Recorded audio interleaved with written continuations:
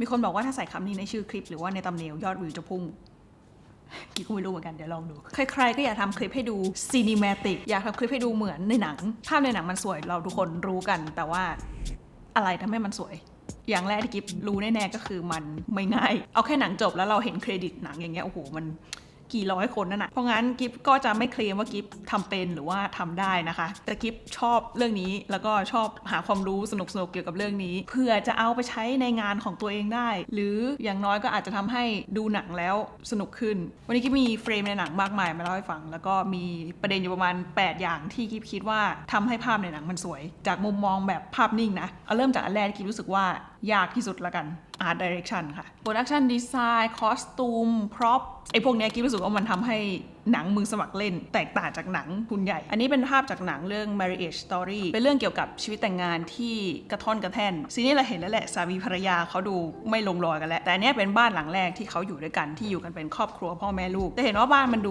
มีชีวิตชีวาดูอบอุ่นดูมีคนอยู่แล้วพอถึงจุดหนึ่งในเรื่องเนี่ยคุณพ่อเขาก็ย้ายออกไปเช่าอพาร์ตเมนต์ในระหว่างที่เขากำลังสู้คดีความเรื่องว่าใครจะได้สิทธิ์ในการเลี้ยงดูลูกเนาะอันเนี้ยทาง Production Design เขาก็ตั้งใจทำให้ห้องมันดูแบบว่างเปล่าดูคมตั้งใจเลือกโต๊ะรับแขกที่ดูเป็นกระจกดูเป็นเหล็กดูคมดูไม่มีชีวิตชีวาดูแห้งแล้งที่สุดที่จะทำได้เพื่อสะท้อนถึงภาวะในจิตใจและสถานการณ์ที่ตัวละครกำลังเผชิญอยู่จริงอย่างซีเนี่ยกิฟก็ไม่คิดว่าตามธรรมชาติใครจะเอาเก้าอี้อาร์มแชร์ไปวางมุมห้องแบบนั้นปกติมันก็น่าจะวางอยู่ข้างๆโต๊ะรับแขกอะไรอย่างนี้เนาะแต่เนี่ยเขาก็คือตั้งใจวางแยกกันเพื่อให้เห็นว่า2คนเนี้ยกำลังต่อสู้กันอยู่ส่วนนี้ภาพจากเรื่อง Everything Everywhere All at Once ที่ชนะออสการ์ไปเอาแค่เปิดซีนนี้มาซีนแรกเนี่ยเราก็แทบจะรู้ได้ทันทีแล้วว่าตัวละครตัวเนี้ยชีวิตวุ่นวายมากคล้ายๆกับเป็นการบอกใบ้คนดูโดยที่ไม่ต้องพูดว่าเรื่องนี้เกี่ยวกับอะไรกำลังเกิดอะไรขึ้นตัวละครกำลังคิดอะไรอยู่ตัวละครคนนี้เป็นใครมันทำได้ขนาดนั้นเลยอีกอันจะเป็นเรื่องของคุณภาพกล้องที่ก็ต้องยอมรับว่ากล้องถ่ายหนังตัวใหญ่ๆแพงๆราคาเป็นล้านที่เขาใช้กันเนี่ยมันดีกว่าจริง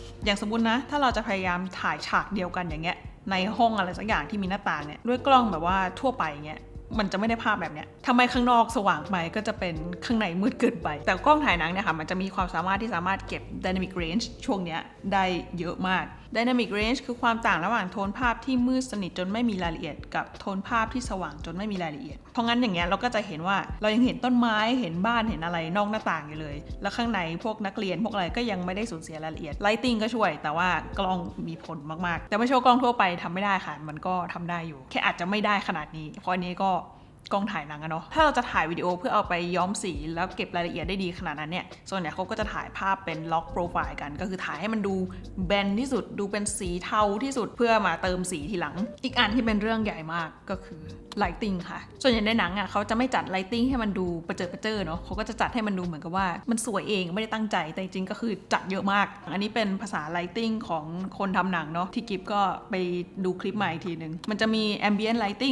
lighting ก็คือแสงอะไรก็ตามที่คนถ่ายทำไม่ได้เป็นคนขนไฟไปแสงท้องฟ้าแสงไฟถนนแสงตึกแสงอะไรพวกนี้ที่มันมีอยู่ในสถานที่ของมันอยู่แล้วอย่างเรื่องโจ๊กเกอร์เนี่ยกิฟเข้าใจว่าเขารอแล้วก็ตั้งใจถ่ายช่วง blue hour ของทุกๆวันแล้วก็มีสิ่งที่เรียกว่า practical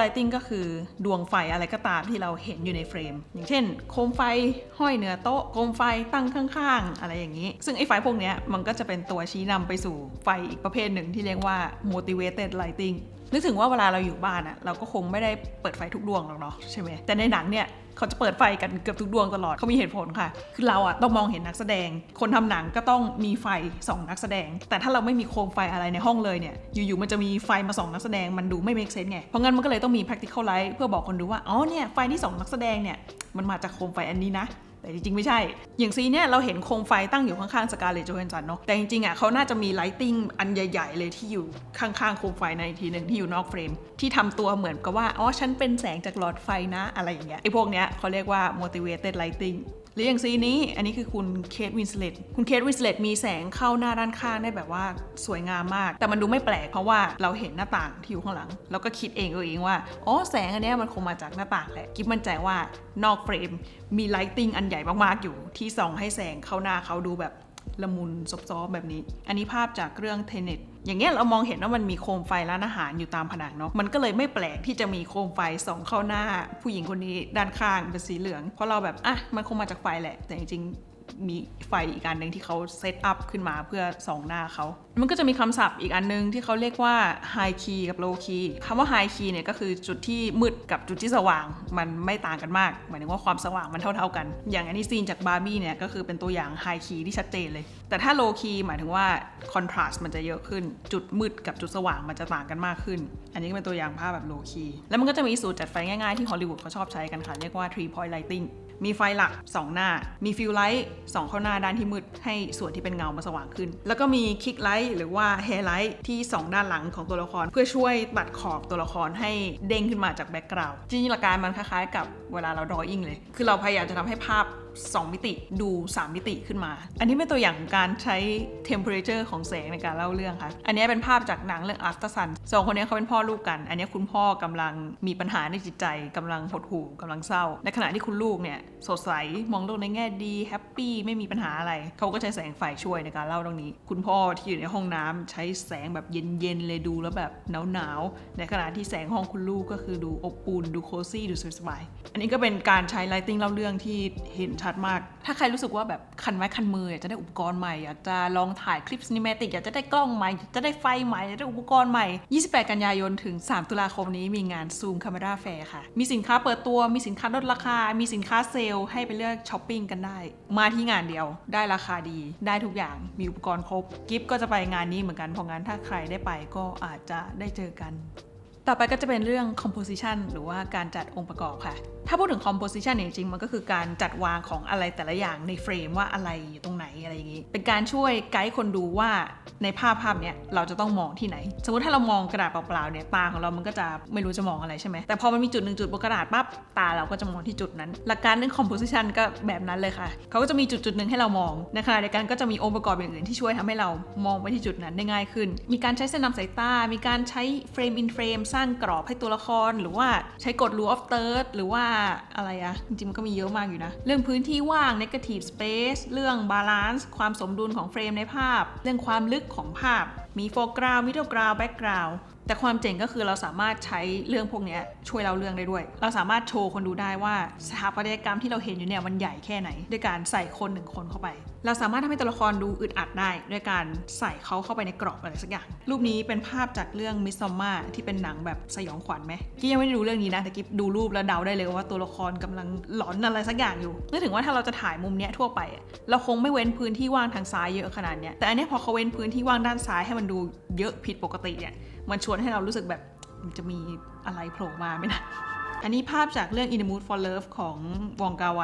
อันนี้ก็เหมือนกันเขาต้องการให้ตัวละครรู้สึกอึดอัดรู้สึกเหมือนโดนแอบมองรู้สึกเหมือนมีคนเฝ้าดูอยู่อะไรอย่างนี้หนังเรื่องนี้มันก็เลยจะเต็มไปด้วยเฟรมภาพที่มีอะไรขวางหน้ากล้องมุมกล้องก็เล่าเรื่องได้ค่ะระยะทั่วๆไปเนี่ยก็จะเป็นระยะสายตาที่กล้องอยู่ระดับเดียวกับสายตาของตัวละครเนาะอันนี้เป็นภาพจากซีรีส์เรื่อง The End of the Fucking World กิ๊บชอบเรื่องนี้ไม่รู้ทำไมกิ๊บรู้สึกว่ากิ๊บจะชอบพวกซีรีส์แนว coming of age ของอังกฤษอย่าง Sex Education ก็เป็นของอังกฤษเหมือนกันดูแล้วแบบว่าเหมือนได้กลับมาเป็นเด็กอีกครั้งแล้วมันก็จะมีแบบ low angle ถ่ายมุมเสยเวลาเราถ่ายกล้องมุมเสยทุกอย่างมันจะดูยิ่งใหญ่มากสถานที่จะดูใหญ่ขึ้นตัวละครจะดูมีพลังมากขึ้นตัวละครจะดูมีอำนาจมากขึ้นในทางตรงกันข้ามถ้าเราถ่ายกล้องมุมกดหรือว่ามุม high angle ตัวละครจะดูอ่อนแอจะดูบอบบางดูเปราะบางขึ้นมาทันทีเลยอันนี้เป็นภาพจากหนังเรื่อง The Assistant ที่พูดถึงเรื่อง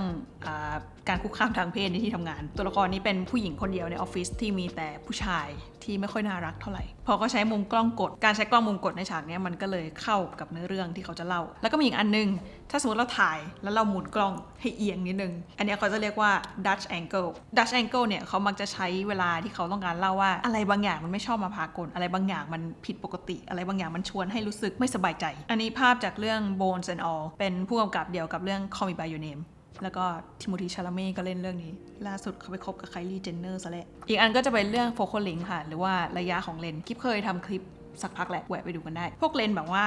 wide angle ที่มันแบบ extreme มากๆ8มิลลิเมตร10มิลลิเมตร12มิลลิเมตรอะไรเงี้ยค่ะเวลาที่เขาใช้เลนส์ที่มัน wide มากๆเนี่ยภาพมันจะเบี้ยวๆภาพมันจะยืดๆส่วนใหญ่เขาก็เลยจะใช้เล่าเวลาตัวละครแบบว่า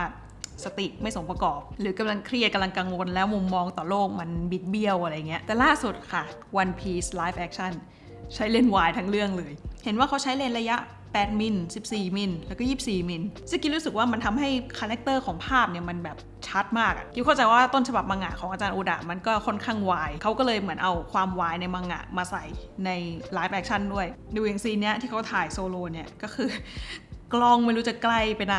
แล้วมันก็จะมีระยะกลางๆระยะ35 มิล 50 มิลอะไรอย่างงี้อันนี้เรื่อง Call Me By Your Name ก็คือใช้ระยะ35 มิลทั้งเรื่องเลยแล้วก็จะมีระยะเทเลโฟโต้ก็คือประมาณ85 มิลขึ้นไปอันนี้เวลาถ่ายตัวละครเนี่ยมันก็จะแบบว่าหน้าชัดหลังเบลอแบบเบลอหายไปเลยอันนี้กิ๊บเดาว่าก็น่าจะใช้เลนส์เทเลคือคาแรคเตอร์ของเลนส์เทเลค่ะมันจะทำให้ฉากหลังถูกดึงเข้ามาให้ใกล้มากขึ้นอันนี้ภาพมันดูเหมือนกับว่าคลื่นอยู่ใกล้กับพ่อลูกคู่นี้มากแต่กิ๊บคิดว่าไม่น่าใกล้ขนาดนั้นกิ๊บเดาว่าเขาน่าจะใช้เลนส์เทเล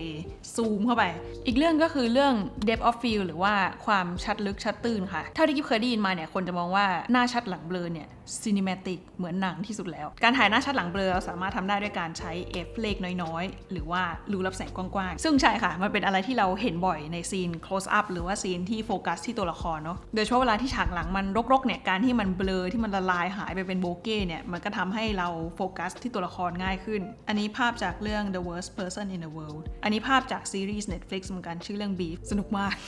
แต่ว่ามันไม่เสมอไปค่ะซีนนี้ของเรื่องเฮอเนี่ยมันชัดทุกระยะเลยมันชัดตั้งแต่ตัวละครที่อยู่ข้างหน้าไปจนถึงตึกของเมืองที่อยู่ข้างหลังมันชัดหมดเลยในทางตรงกันข้ามถ้าเราต้องการได้ภาพแบบชัดลึกข้างหน้าก็ชัดข้างหลังก็ชัดแล้วก็จะใช้รูรับแสงแคบๆหรือว่าตัวเลข f เยอะๆคือถ้าใครถ่ายรูปหรือถ่ายวิดีโอแล้วก็จะเข้าใจแหละแต่ถ้าใครไม่ค่อยได้ถ่ายก็อาจจะงงนิดนึงอันนี้เป็นภาพจากเรื่อง Jojo Rabbit หนังของผู้กำกับไทก้าไวติติที่ทำเรื่องThorเรื่องนี้กิ๊บชอบนะเป็นเรื่องเกี่ยวกับเด็กผู้ชายคนหนึ่งที่คลั่งไคล้ฮิตเลอร์มากๆแต่ว่าต้องมาดูแลผู้หญิงคนนี้ที่เป็นคนยิวหรือซีนนี้อันนี้จากเรื่อง Sex Education เราเห็นตัวละครเราเห็นโซฟาเราเห็นฉากหลังเราเห็น wallpaper เราเห็นว่าสิ่งแวดล้อมที่ตัวละครอยู่เป็นยังไงเพราะงั้นก็เลยอยากจะบอกว่าหน้าชัดหลังเบลอมันไม่ได้ทำให้ดูเหมือนหนังเสมอไปมันสวยใช่แต่ว่าถ้าพูดถึงในแง่การเล่าเรื่องในบางเฟรมเนี่ยในเฟรมที่เราอยากจะเล่าว่าตัวละครนี่อยู่ที่ไหนสิ่งแวดล้อมของตัวละครนี้เป็นยังไงการใช้ F แคบๆอาจจะเวิร์กกว่าเป็นอะไรไม่รู้ชอบลืมถ่ายปิดคลิปคร่าวๆก็ประมาณนี้ค่ะถ้าใครมีเกิดเล็กเกิดน้อยอย่างอื่นที่อยากจะแชร์เนี่ยสามารถคอมเมนต์ไว้ได้เลยกิ๊บอยากอ่านเพราะว่ากิ๊บก็ รู้เท่านี้แหละส่วนใครที่กำลังมองหาอุปกรณ์ใหม่ปลายเดือนนี้เจอกันที่งาน Zoom Camera Fair ค่ะวันนี้ก็มีเรื่องมาแชร์เท่านี้ค่ะไว้เจอกันคลิปหน้าพอไม่พูดนานๆเนี่ยมันก็เหนื่อยอยู่เนาะพูดแล้วเหนื่อย